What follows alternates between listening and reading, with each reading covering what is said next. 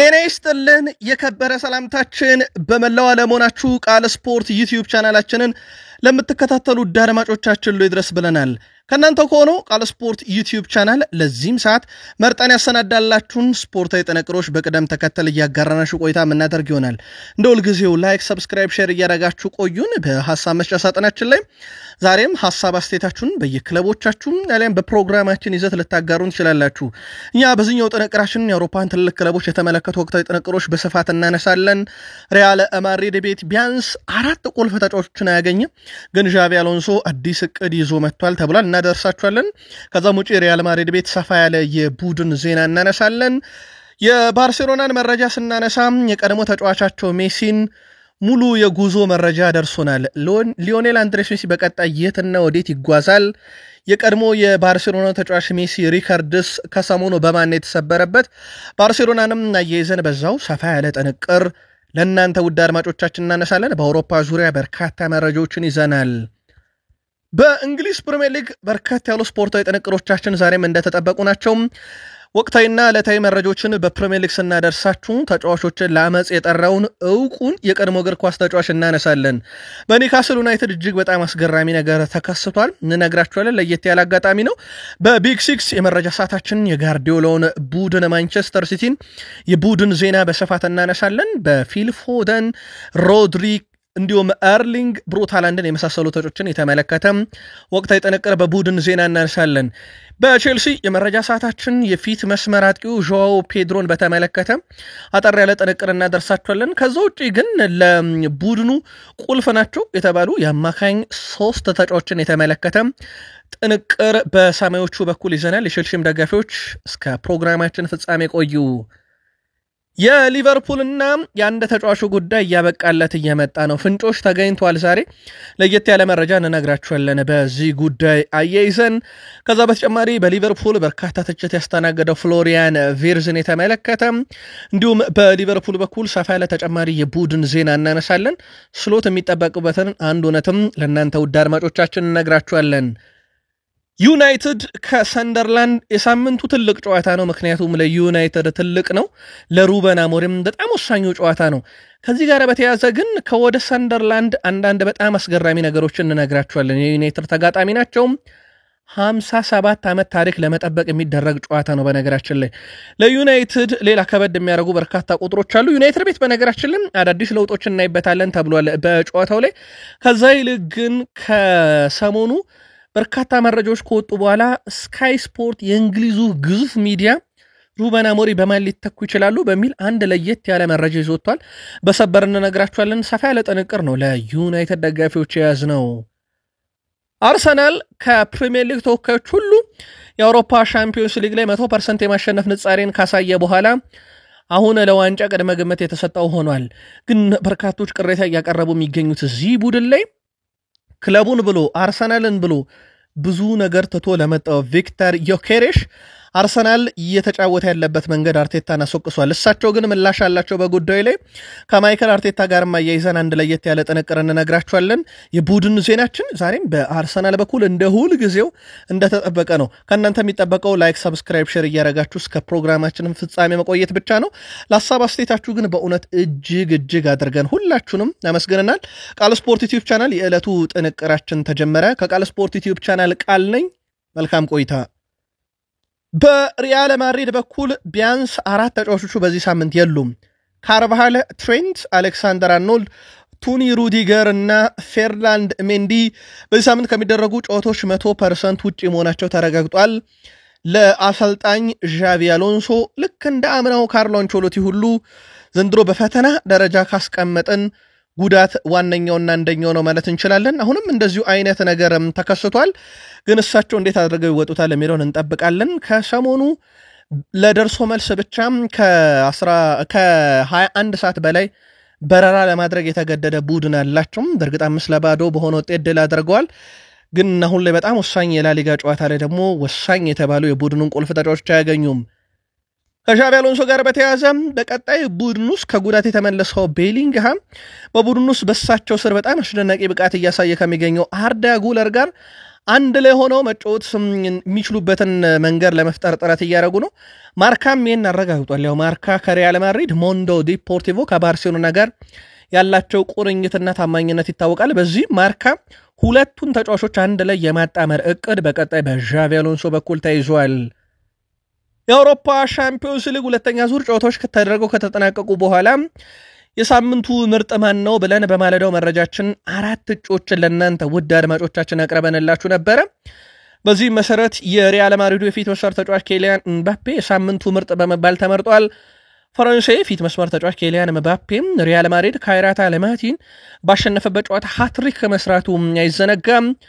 ሁለተኛ ራስመስ ሆይሉንድ፣ ሶስተኛ ጄንስ ፒተር ሃውድ፣ አራተኛ ኤርሊንግ ብሮት ሃላንድ በመሆን ከአንደኛ እስከ አራተኛ ያለውን ስፍራ ይዘው አጠናቀዋል። በርካቶችም በሐሳብ መስጫ ሳጥናችን ላይ ኬሊያን ምባፔን መርጣችሁም ነበረ። ያው በሳምንቱ ሃትሪክ ሰርቶ ነበረ። የአውሮፓ ሻምፒዮንስ ሊግ የሳምንቱ ምርጥ ተብሏል። ሪያል ማድሪድ ቤትነን ውድ ቤተሰቦቻችን ትራንስፈር ማርኬት ደግሞ በአውሮፓ 5 ታላላቅ ሊጎች ውድ ስብስብ ያለው ቡድን ሪያል ማድሪድ ነው ብሏል። ከሰሞኑ በእርግጥ የዓለማችን ውድ ክለብ ቢሸጥ ሪያል ማድሪድ ነው ተብሎ ነበረ። ጥናቱ ሁለተኛ ዩናይትድ ነው በዓለማችን ላይ ቢሸጥ ውዱ ክለብ። በትራንስፈር ማርኬት በኩል ደግሞ በያዙት የተጫዋች ስብስብ ያ ብራንድም ጭምር ነው ያኛው አጠቃላይ የተጫዋቾች ስብስብም ቢሆን ሪያል ማድሪድ ውድ ስብስብ ሆኗል። 1.4 ቢሊዮን ዩሮ አካባቢ ወጪ የሚያስደረግ የሚችሉ ተጫዋቾችን ስብስብ ይዟል። ወይም የሪያል ማድሪድ ተጫዋቾች ቢሸጡ በተናጠል ድምር ዋጋቸው እዚህን ያክል ይደርሳል ብሏል። አርሰናል 2ኛ፣ ሲቲ 3ኛ፣ ሊቨርፑል 4ኛ፣ ባርሴሎና 5ኛ፣ ቼልሲ 6ኛ፣ ፓሪስ ሰን ዠርሜን 7ኛ፣ ባየር ሙኒክ 8ኛ፣ ቶትናም 9ኛ፣ ዩናይትድ 10ኛ ውድ ስብስብ ያላቸው ቡድኖች ሆነዋል በአውሮፓ ዙሪያ። በዓለማችን ውድ ቢሸጡ ግን እንደ አጠቃላይ እንደ ቡድን ግን ዩናይትድ 1ኛ፣ ማንቸስተር ዩናይትድ 2ኛ እያለ ይቀጥላል። ከሰሞኑ ዝርዝሩን አድርሰናችሁ ነበር። በአሰልጣኝ ዣቪ አሎንሶ የሚሰለጥነው ሪያል ማድሪድ የወራ መስከረም የወሩ ምርጥ ተጫዋቾችን ይፋ አድርጓል። በዚህም መሰረት ኬሊያን ምባፔ፣ ቪኒሲየስ ጁኒየር፣ አርዳ ጉለር፣ ማስታንቱኖ እና ኤደር ሚሊታኦ የወሩ ምርጥ ተጫዋች ሆነው እጩ ሆነው ቀርበዋል። ምናልባት የሪያል ማድሪድ ደጋፊዎች የላሊጋ እግር ኳስ አፍቃሪያንም በሪያል ማድሪድ በኩል በወሩ ከነበረው እንቅስቃሴ አንጻር በተጫዋቾች ዘንድ ምርጡ ማን ነው መርጣችሁ ልትነግሩን ትችላላችሁ። ያው በርካቶች ከኬሊያን ምባፔ ያልፋል አላሉም ይሄንን ምርጫ። ከሰሞኑ በላሊጋውን በነገራችን ላይ በተከታታይ ግብ እያስቆጠረ ነው። ሚስተር ፔናልቲ ያሉ ከሰሞኑ ቅጽል ስም ቢያወጡለትም ግን በጨዋታም ወሳኝ ግብ አስቆጣሪ መሆኑን በአውሮፓ ሻምፒዮንስ ሊግ ምሽት ላይ በደንብ አሳይቶናል። ለማንኛውም በርካታ እጩዎች ወይም ወደ 5 አካባቢ እጩዎች በሪያል ማድሪድ ቀርበዋል። የሪያል ማድሪድ ደጋፊዎች ምርጫችሁን ልትነግሩን ትችላላችሁ። የቀድሞ የባርሴሎና ያሁኑ የኢንተር ማያሚ ተጫዋች ሊዮኔል አንድሬስ ሜሲ የጉዞ ሰነዱ እጃችን ላይ ገብቷል ብለናችሁ ነበረ። አርጀንቲና ተጫዋች ሊዮኔል አንድሬስ ሜሲ በሚቀጥለው ታህሳስ ወር ወደ ህንድ እንደሚያመራ ተረጋግጧል። እንደ ህንድ አይነት ሀገር መሄዴ በጣም አስደስቶኛል ብሏል ሊዮኔል አንድሬስ ሜሲ በማህበራዊ ትስስር ገጹ ላይ። ሊዮኔል ሜሲ በህንድ ሀገር በሚኖረውም ቆይታም ከውልታክ ጀምሮ ወደ ሙምባይና ደሄሊ እንደሚያመራ ተረጋግጧል።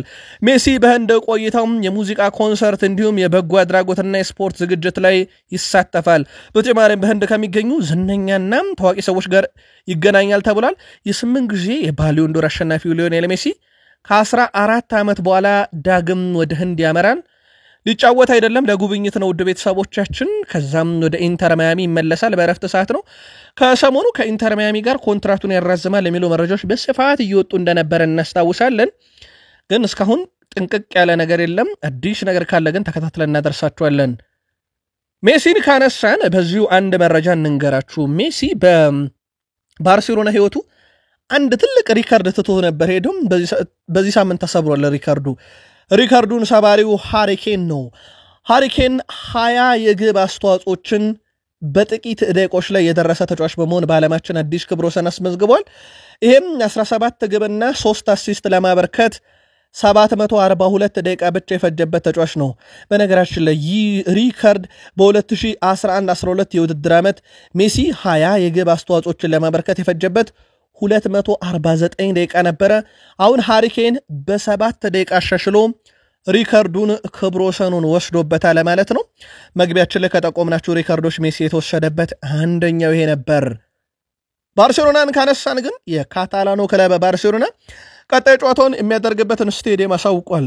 ባርሴሎና ቀጣይ ከኦሎምፒያኮስ ጋር የሚያደርገውን ሻምፒዮንስ ሊግ ጨዋታ በካምፕ ኑ ስቴዲየም እንደማያደርግ ታውቋል። የኦሎምፒያኮስ ሻምፒዮንስ ሊግ ጨዋታ በድጋሜ በሞንታይጅ ስቴዲየም እንደሚደረግ ተረጋግጧል።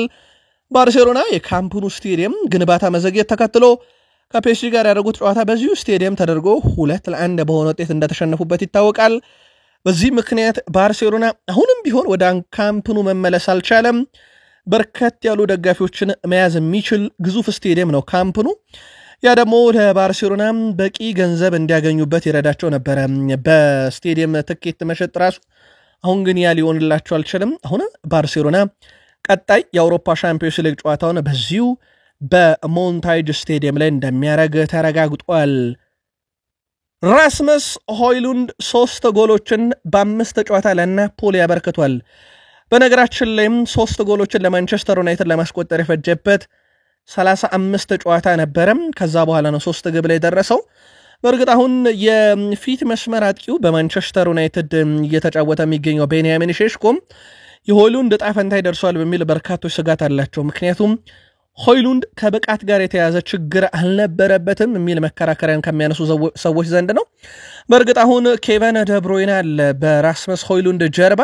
እኔ እንደማስበው ይላል እንደውም ኬቨን ደብሮይና ሆይሉንድ ልክ እንደ ሃላንድ እያደገ የሚመጣ ተጫዋች ነው። ሁለቱም ከጥልቅ በመነሳት ማጥቃትን ይወዳሉ ያለው ኬቨን ደብሮይና ሆይሉንድ ብዙ ጊዜ ኳሶችን ከኛ ጋር ለመጫወት ወደ ኋላ ይመጣል፣ እሱ የሚያስፈልገውን ክፍተቶች ብዙ ጊዜ በማጥቃት ውስጥ ያገኛል ብሏል። እናም ወደኛ ተስቦ ከመጣ በኋላ ሆይሉንድ ብዙ ርቀቶችን ሸፍኖ መሮጥ ይችላል፣ ያም ከተከላካይ ጀርባ ስፔስ ያገኛል። ሆይሉንድም እንደዛ ነው ብሏል። ሆይሉንድ ደግሞ ሃላንድ ለምን በርካታ ግቦችን እንደሚያስቆጥር አሁን አውቄያለሁ፣ ምክንያቱም ኬቨን ደብሮይና ስለሚያቀብለው ነው ብሏል። ሁለቱ አሁን በናፖሊ እየተጫወቱም ድል ባደረጉበት የአውሮፓ ሻምፒዮንስ ሊግ ምሽት ኬቨን ደብሮይና 2 አቀባይ፣ ሆይሉንድ 2 አስቆጣሪ ነበር። ውድ ቤተሰቦቻችን ቃል ስፖርት ዩቲዩብ ቻናላችን ላይ ትገኛላችሁ። ለሰዓቱ መርጠን ያሰናዳላችሁን ስፖርታዊ ጥንቅሮች እያጋራናችሁ እንገኛለን።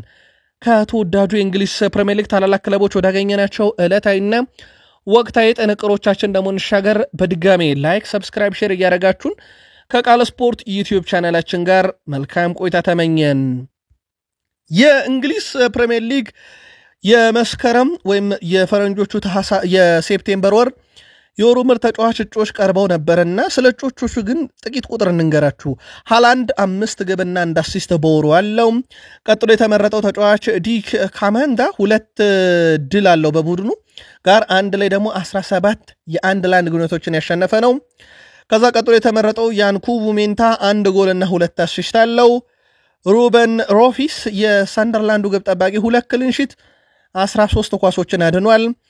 ግራኒት ዣካ የሰንደርላንዱ 2 አሲስት እና 23 የ1-ለ1 ግንኙነቶችን ያሸነፈ ነው። ማርቲን ዙቤሜንዲ 2 ግቦችን ለአርሰናል ለማስቆጠር ችሏል።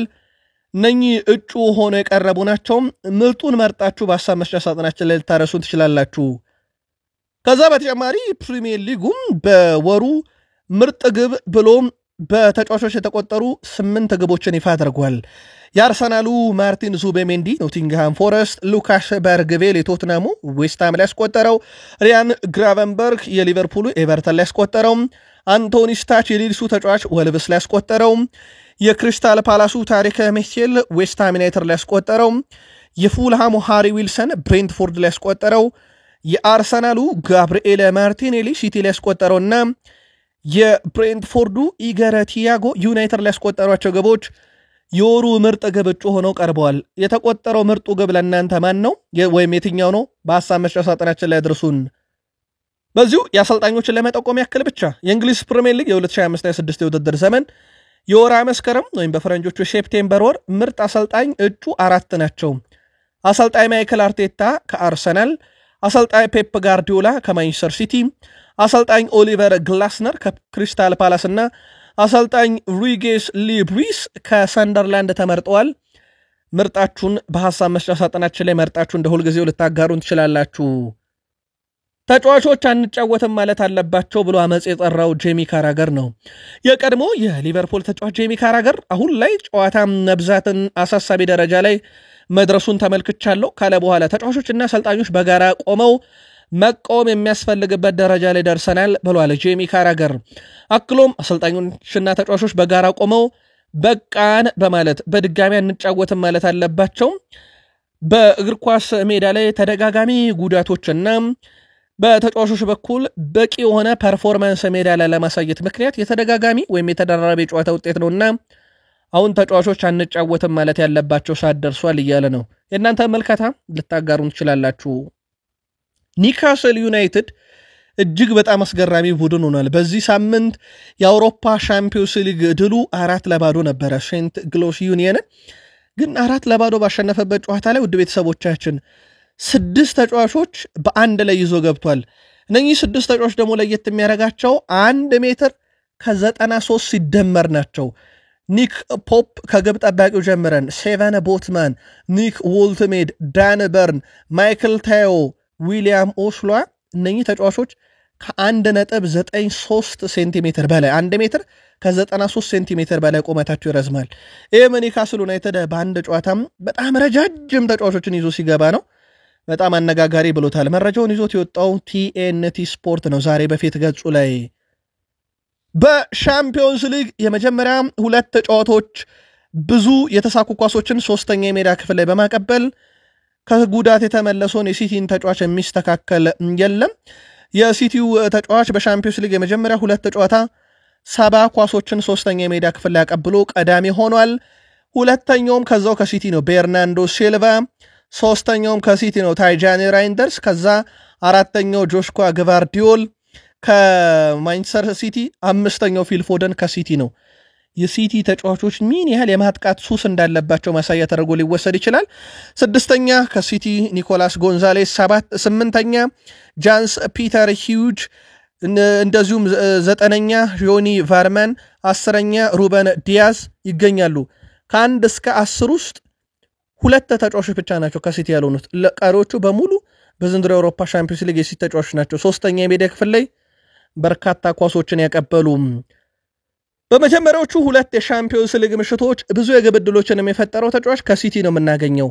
10 ያለው ፊል ፎደን፣ ከዛ ቀጥሎ የሪያል ማድሪዱ ኬሊያን ምባፔ 9 ያለው፣ ከዛ የኦሎምፒያኮሱ ተጫዋች ቻሆንኩን እያለ ይቀጥላል። ግን በሲቲ በኩል ቡድኑ ምን ያህል ወደፊት ተጠግቶ እንደሚያጠቃ ማሳያ ቁጥር ተደርጎ ሊወሰድ ይችላል። ሌላው ከሲቲ ጋር አያይዘን ልናነሳ የምንችለው በአውሮፓ ሻምፒዮንስ ሊግ በአማካይ በጨዋታም የጎል ማስቆጠር ንጻሬ የሃላንድን የሚስተካከል የለም። በነገራችን ላይ ኤርሊንግ ብሮት ሃላንድ በአውሮፓ ሻምፒዮንስ ሊግ በየ90 ደቂቃው 1.04 ጎል ያስቆጥራል። ይሄ በጨዋታ 1 ጎል አለው እንደማለት ነው። ቀጥሎ ሜሲ ነው በጨዋታው ወደ 0.79 ግብ፣ ሮበርት ሌዋንዶስኪ 3ኛ፣ ሩድ ቫን ኒስተልሮይ 4ኛ፣ ክርስቲያኖ ሮናልዶ 5ኛው ነው። በጨዋታም በርካታ ግቦችን በማስቆጠር ሃላንድ ሪካርዱን ወስዶታል። ቢያንስ በአማካይ በጨዋታ 1 ግብ የማስቆጠር ንጻሬ ያለው የቀድሞ የቼልሲ ተጫዋች የነበረም ብራዚላዊ ኦስካር ስለ አሁኑ የቼልሲ ፊት መስመር አጥቂ ብራዚላዊ ዦዋ ፔድሮ የሚለው ነገር አለ። ከሰሞኑ ለመጠራቱ አነጋጋሪ ነበር።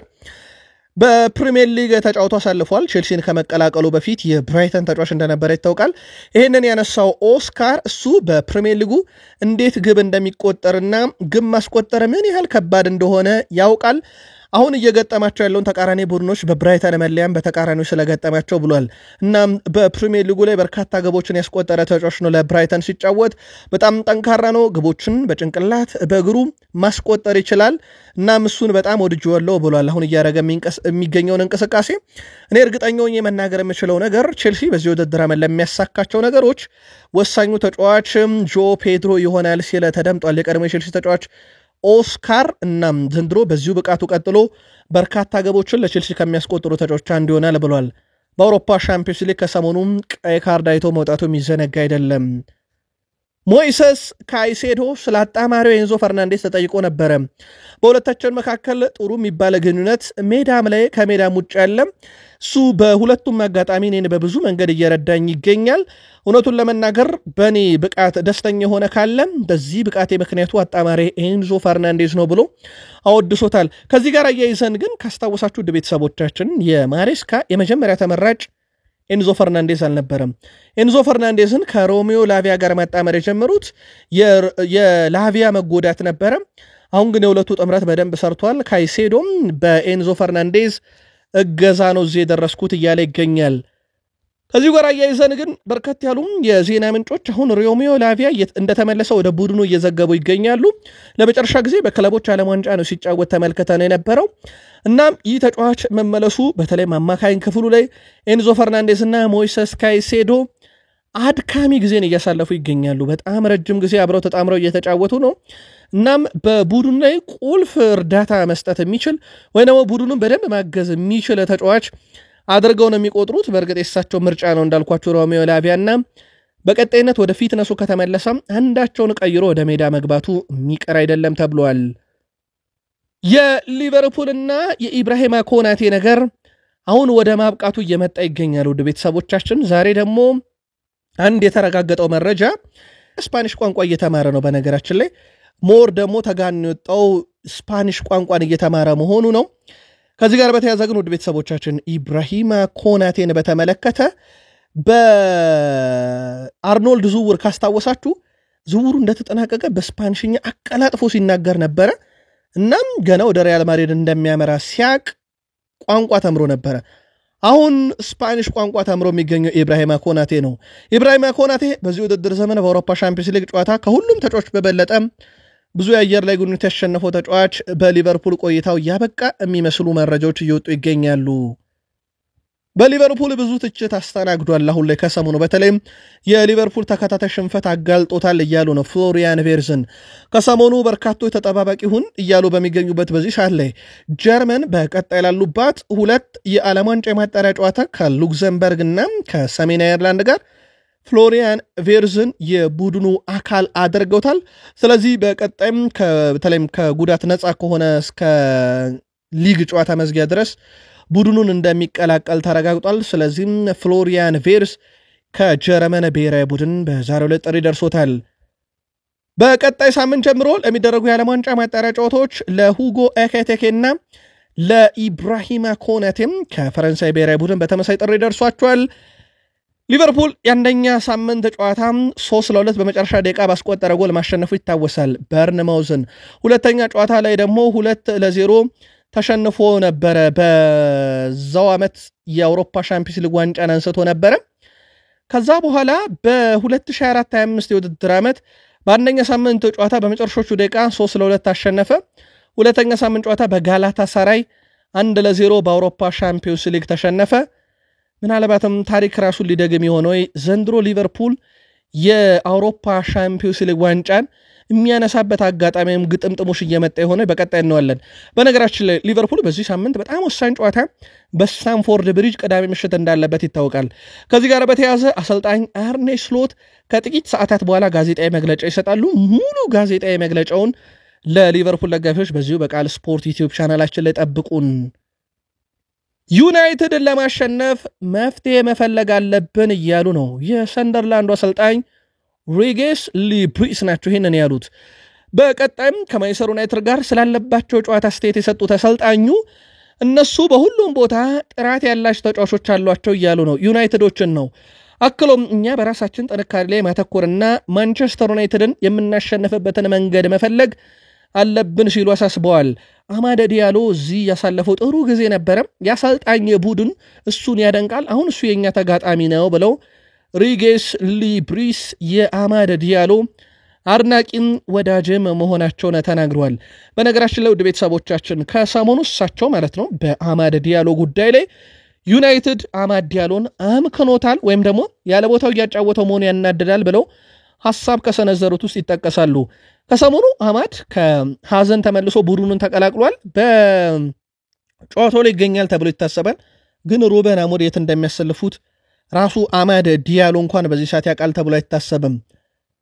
እንደ ኦፕታ ገለጻ ከሆነ ማንቸስተር ዩናይትድ በአዲስ አዳጊ ክለብ ሰንደርላንድ በኦልትራፎርድ ሽንፈት ያስተናገደው 1968 ነበረ።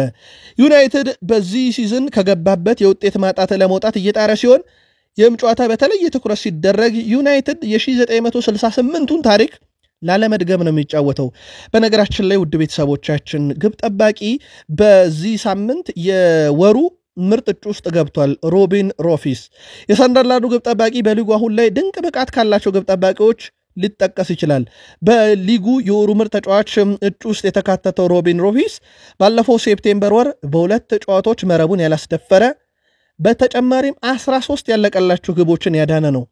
ዩናይትድ ስንት ያስቆጠራል እዚህ ግብ ጠባቂ ስለ እንዴት ሲሆንለታል የሚለው ቅዳሜ ልክ 11 ሰዓት ሲል የሁሉም ሰው በጉጉት የሚጠበቅ ጨዋታ ነው። ሩበን አሞሪም 50ኛ ጨዋታቸው ነው ቅዳሜ የሚያደርጉት በማንቸስተር ዩናይትድ። 49 ጨዋታቸውን ወስደን የሂሳብ ቁጥራችን መደርደሪያ ላይ ደምረን ቀንሰን አካፍለን አባስተን በሁሉም የሂሳብ ስሌት ብናሰላላቸው የማሸነፍ ንጻሪያቸው ከ37 በመቶ ፈቅ አይልም።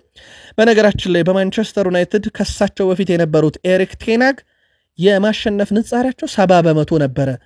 ኦልሞስት ከሩበን አሞሪም እጥፍ እንደማለት ነው። ውድ ቤተሰቦቻችን ዩናይትድ ይሄን ያህል የማሸነፍ ፐርሰንት ያላቸውን ኤሪክ ቴናግን በሩበን አሞሪም ከቀየሩ በኋላ አቅጣጫው ሁሉ ጠፍቷቸዋል። ሩበን አሞሪም እሳቸውም ትሬኒንግ ላይ የማየውን ነገር በጣም አስደሳች፣ ሜዳ ላይ ግን ምን እየተፈጠረ እንደሆነ ለእኔ የማይገባኝ ማለታቸው ይታወቃል። ከሰሞኑ ቁጥር 1 ግብ ጠባቂነት ጉዳይ ላይም በርካታ ሀሳቦች ሲነሱ ነበር። ቤን ጃኮብስ ቁጥር 1ነቱ በቀጣይ ለሴልዳንመንስ ይመለሳል ብሏል። በክረምት የዝውውር መስኮት ማንቸስተር ዩናይትድ የተቀላቀለው ቤልጂየማዊ ግብ ጠባቂ ሴልዳንመንስ በቀጣይ ማንቸስተር ዩናይትድ ቁጥር 1 ግብ ጠባቂነትን ይረከባል። ግብ ጠባቂው በአሁኑ ወቅት በፕሪሚየር ሊጉ ያሉ ወሳኝ ሁነቶች እንዲላመድ እየተደረገ እንደሚገኝና ሙሉ በሙሉ ብቁ እንዲሆነ ለማስቻል የክለብ አሰልጣኝ ስታፍ አባላት ጠንካራ ስራዎችን በሳምንቱ ሲያሰሩት ነበር ተብሏል። ይህንም ተከትሎ ግብ ጠባቂውም ከጥቂት ጊዜያት በኋላ የቁጥር 1 ግብ ጠባቂነትን ይረከባል ተብሏል። በዚህ መሰረት ላንመንስ በቀጣይ ከሰንደርላንድ ጨዋታ ጀምሮ በቋሚነት የመሰለፍ እድል አለው እየተባለ ነው። ከሰሞኑ በአልታይ ባይንደር ላይም በዚህ ደረጃ ብዙ ወቀሳዎች ሲቀርቡበት ነበረ። ግብ ጠባቂው በተለይም የማዳን ንጻሬው ዝቅተኛ ነው በሚል ማለት ነው። በዚህ እንግዲህ የማንቸስተር ዩናይትድ አዲሱ ግብ ጠባቂ ሴልዳንመንስ ወደ ጨዋታ ይመለሳል ማለት ነው። በእርግጥ የዩናይትድ ደጋፊዎችም ከሰሞኑ በማህበራዊ ሚዲያ ላይ ካስፈረም ነው ለምን አላሰለፉትም በሚል ቅሬታ ሩበን አሞሪም ላይ ሲያሰሙ እንደነበር ይታወቃል። በማንቸስተር ዩናይትድ በኩል ሩበን አሞሪም ቆይታቸው ምንም የተረጋገጠ ነገር እንደሌለ ይታወቃል። ግን ታማኝ የዜና ምንጭ ከሚባሉት ውስጥ እንግሊዝ ፕሪሚየር ሊግን ገዝተው በቀጥታ ስርጭት ለዓለም ከሚያሰራጩ ለሚዲያዎችም ከሚሸጡ ድርጅቶች ውስጥ አንደኛው ስካይ ስፖርት እንደሆነ ይታወቃል። የታማኝነቱ ጥግ ጥያቄ አይነሳበትም። ፖል ሜርሰንን ነው ዋቢ ያደረገው ስካይ ስፖርት። በእርግጥ ፖል ሜርሰን ኦሊቨር ግላስነር አይናቸውን አያሹም ብሏል የዩናይትድን ጥያቄ ለመቀበል። ከጥቂት ደቂቃዎች በፊት ሳም ሞክቤልም በጉዳዩ ላይ መረጃ ይዞ ወጥቷል። ክሪስታል ፓላስ በቀጣይነት ኦሊቨር ግላስነርን የማቆየት ወይም ኮንትራት የማራዘም እቅድ አለው። በጉዳዩ ላይ እሳቸው ምላሽ እስካሁን አልተገኘም። ፖል ሜርሰን ጨምሮም በዚህ ላይ ኦሊቨር ግላስነር አሁን ካሉ እጩዎች ሁሉ በግንባር ቀደምትነት ዩናይትድ ቤት ያሉ ናቸው። እናም እሳቸው ከዩናይትድ ጥያቄ ከቀረበ ይህንን ጥያቄ ውድቅ ያደርጉታል ተብሎ አይታሰብም። እናም በማንቸስተር ዩናይትድ በኩል ይህንን አሰልጣኝ የመሾም ፍላጎቶች አሉ የሚል መረጃን ፖል ሜርሰን ይዞቶ ስካይ ስፖርት ደግሞ አጋርቶታል። የቀድሞ የሜን ስፖርት ጸሐፊ በአሁኑ ሰዓት ዘሰን ስፖርት ገብቷል። ኤሪክ ቴናግ እኔ በምሰጠው ጋዜጣዊ መግለጫ ላይ ድርሽ እንዳትልም ብለውት ነበረ። ሳሙኤል ሉከረስት አሰልጣኙ ሩበን አሞሪም ሊሰናበቱ እንደሚችሉም ይፋ አድርጓል። በማን ዩናይትድ ጉዳዮች ላይም በርካታ መረጃዎችን በማውጣት የሚታወቀው አሰልጣኞች ሲሰናበቱም ቀድሞ መረጃ የሚያወጣው ሳሙኤል ሉከረስት እንደ አሰልጣኝ ማብቂያው የደረሰበት ትክክለኛው ሰዓት ከሆነ ሩበን አሞሪም ነው። እናም አትጠራጠሩ አሰልጣኙ ይሰናበታል ብሏል።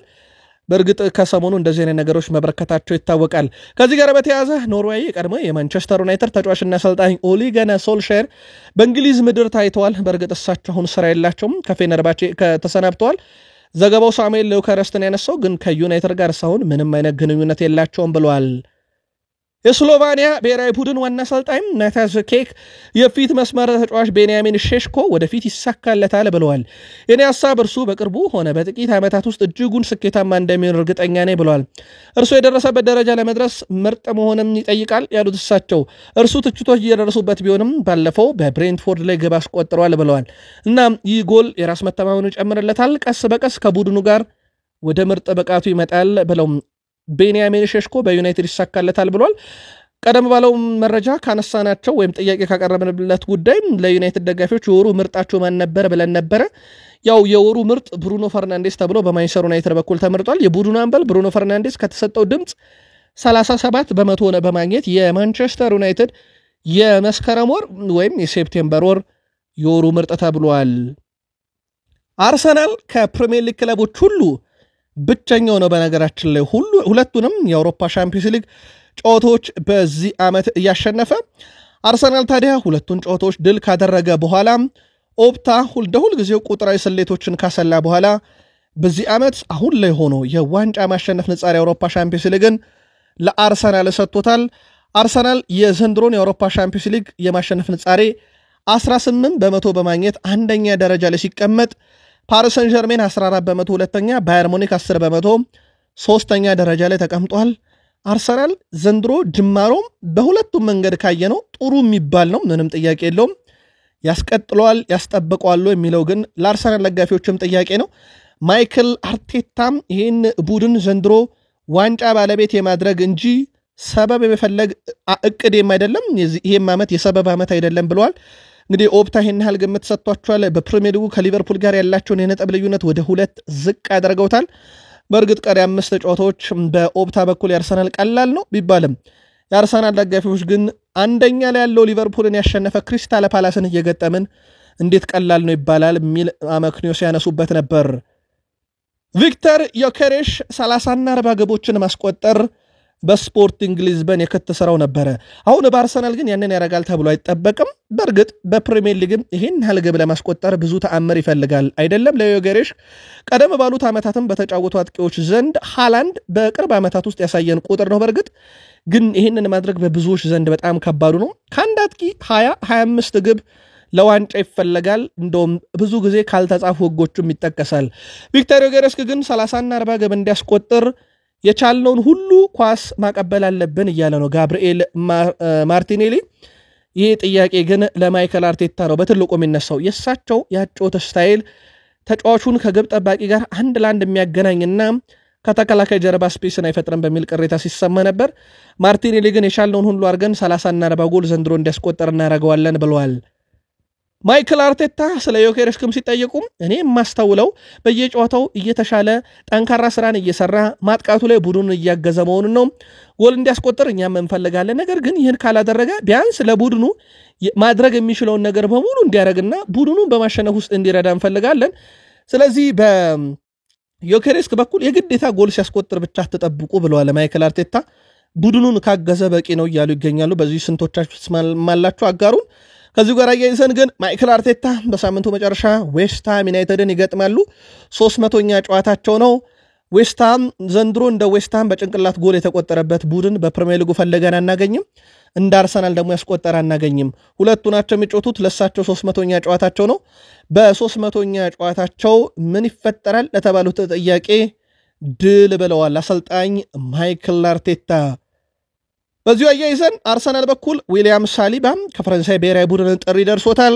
ብራዚልም ስብስቧን ይፋ ስታደርግ ሁለቱ ጋብርኤሎች ተጠርተዋል። ጋብርኤል ማጋሌሽ እና ጋብርኤል ማርቲኔሊ ለብራዚል ብሔራዊ ቡድን ጥሪ የደረሳቸው ተጫዋቾች ሆነዋል። ውድ የቃል ስፖርት ዩቲዩብ ቻናል ቤተሰቦቻችን ቃል ስፖርት ዩቲዩብ ቻናል በማለዳ 1 ሰዓት ምሽት 2 ሰዓት ለእናንተ ውድ አድማጮቻችን ከሰኞ እስከ ሰኞ መረጃዎችን እናደርሳችኋለን። እስካሁን ቤተሰብ ካልሆናችሁ ሰብስክራይብ አድርጋችሁ ቤተሰብ ሁኑ። ለወዳጅ ዘመዶቻችሁ ሼር አድርጉ። ሐሳብ አስተያየታችሁን ለምታካፍሉ ሁሉ እጅግ አድርገን ሁልጊዜም አመስጋኞች ነን። በቀጥታ እኛን ማግኘት ካሻችሁ በማህበራዊ ትስስር ገጾቻችን ላይ ማስቀመጥንላችሁ ስልክ ቁጥሮችም እኛን ማግኘት ትችላላችሁ። ቃል ስፖርት ዩቲዩብ ቻናል በማለዳው እና በምሽት የመረጃ ሰዓታችን ከኛ ጋር ለነበራችሁት ሁሉ እጅግ አድርገን አመስግነን የአሁኑን ጥንቅር እዚህ ጋር በቃን። ሰናይ ጊዜ